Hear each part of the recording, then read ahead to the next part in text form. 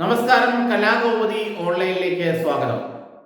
നമ്മുടെ മുഖ്യധാരാ മാധ്യമങ്ങളിലും സൈബർ ഇടങ്ങളിലും ചാനലുകളിലുമെല്ലാം തിളങ്ങുന്ന താരങ്ങളായി നിൽക്കുന്നവരാണ് അഖിൽ മാരാരും രമേശ് പിഷാരടിയും. അഖിൽ മാരാർ ബിഗ് ബോസിലെ ഒന്നാമതെത്തിയ താരമെന്നുള്ളതിൽ കേരളം മുഴുവൻ അറിയപ്പെടുന്നയാൾ.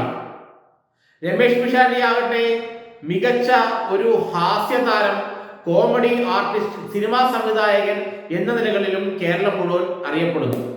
നമ്മുടെ ചാനലുകളിലെയും ഓൺലൈൻ ചാനലുകളിലുമൊക്കെ നിത്യ സാന്നിധ്യമാണ് ഇരുവർക്കും രാഷ്ട്രീയത്തിൽ താല്പര്യവുമുണ്ട്. രണ്ടുപേരും തങ്ങളുടെ രാഷ്ട്രീയ താല്പര്യങ്ങൾ ഒരിക്കലും മറച്ചു വച്ചിട്ടില്ല. രമേശ് പിഷാരടി ആവട്ടെ താൻ കോൺഗ്രസുകാരനാണെന്ന് തുറന്നു പറയുകയും രാഹുൽ ഗാന്ധിയുടെ ഭാരത് ജോഡോ യാത്രയിൽ അദ്ദേഹത്തിന്റെ കൂടെ നടക്കുകയും ചെയ്തയാളാണ്. പല കോൺഗ്രസ് പരിപാടികളിലും നിത്യസാന്നിധ്യമാണ് രമേശ് പിഷാരടി.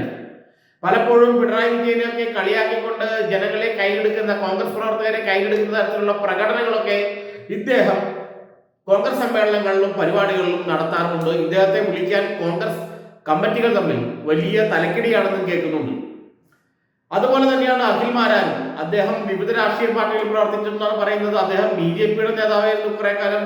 എന്നാൽ താനും അടിസ്ഥാനപരമായി ഉറച്ച കോൺഗ്രസ്സുകാരനാണെന്നാണ് അടുത്ത കാലത്തെല്ലാം അഖിൽ മാരാർ തന്റെ ഫേസ്ബുക്ക് പോസ്റ്റുകളിലൂടെ പറയുന്നത്. മാത്രമല്ല ചില കോൺഗ്രസ് നേതാക്കളായിട്ട് അദ്ദേഹം നിൽക്കുന്ന ഫോട്ടോയൊക്കെ എടുത്ത് തന്റെ ഫേസ്ബുക്ക് പേജിൽ ഇടുകയും എല്ലാം ചെയ്യുന്നുണ്ട്.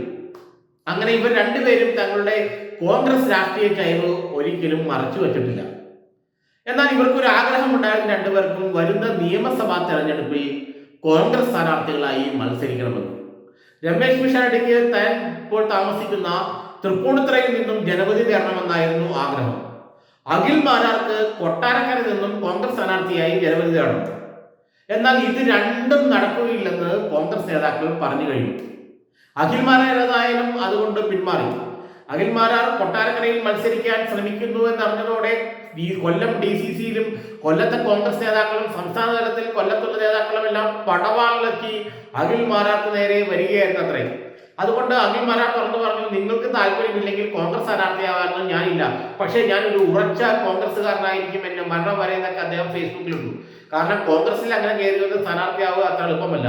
CPM-ൽ ആര് സ്ഥാനാർത്ഥിയാക്കണമെങ്കിൽ പിണറായി വിജയനോ അല്ലെങ്കിൽ സംസ്ഥാന കമ്മിറ്റിയോ തീരുമാനിച്ചാൽ മതി, അയാൾ അവിടെ സ്ഥാനാർത്ഥിയാണ്. എന്നാൽ കോൺഗ്രസിൽ അങ്ങനെയല്ല. ബൂത്ത് പ്രസിഡന്റ് മുതൽ തെറിവിളി തുടങ്ങും തങ്ങൾക്ക് ഇഷ്ടമല്ലാത്ത ഒരാളെ സ്ഥാനാർത്ഥിയാക്കിയാൽ. ഇതേ അനുഭവം തന്നെയാണ് ഇപ്പോൾ രമേശ് പിഷാരടിക്കും ഉണ്ടായിരിക്കുന്നത്. തൃപ്പൂണിത്തുറയിൽ നിന്നും ജനവിധി തേടണമെന്ന് ആഗ്രഹിച്ച രമേശ് പിഷാരടിക്കെതിരെ അവിടെ വലിയൊരു പടപ്പുറപ്പാടാണ് കോൺഗ്രസ് നടക്കുന്നത്. ആര് നിർത്തിയാലും രമേശ് പിഷാരടിയെ നിർത്തിയില്ലെന്നും ഇനി ഈ സീറ്റ് CPM കൊണ്ടുപോയിക്കോട്ടെ എന്നാലും കുഴപ്പമില്ലെന്നും ഇനി CPM സ്ഥാനാർത്ഥിയായി M സ്വരാജ് വന്നാൽ ഞങ്ങൾ അയാൾക്ക് വോട്ട് ചെയ്യുന്നതെന്നും അല്ലാതെ രമേശ് പിഷാരടിയെ തൃപ്പൂണിത്തുറയിൽ നിർത്തി മത്സരിപ്പിക്കാൻ സാധ്യമല്ലെന്നുമാണ് എറണാകുളത്തെ കോൺഗ്രസ്സുകാരെല്ലാം ഒന്നടക്കം പറയുന്നത്.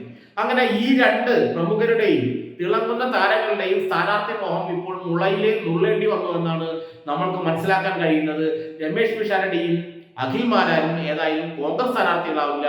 അവർ ഇനി വേണ്ടി വല്ല സ്വതന്ത്രമായിട്ട് മത്സരിക്കേണ്ടി വരും. ചില കോൺഗ്രസ് നേതാക്കൾക്ക് അഖിൽ മാരാരെയും രമേശ് പിഷാരടിയും ഒക്കെ സ്ഥാനാർത്ഥികളാക്കണമെന്ന് ആഗ്രഹമുണ്ടായിരുന്നു.